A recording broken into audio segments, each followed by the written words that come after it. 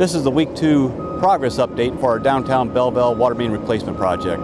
Construction has been going really good. We have been really fortunate with good weather. It's made it easy on us for sure. I feel like we've got a lot of pipe in the ground and we're on schedule. We've seen all the construction fencing gone up, lots of pavement's been removed. Really happy to see the traffic control working as well as what it is. You know, we've kept the sidewalks open and seen lots of people out on the sidewalk still enjoying the businesses downtown. Next week you can expect to see us close down East Main from High Street. Starting Monday we're going to have the fence put up so everyone can still walk down the sidewalks.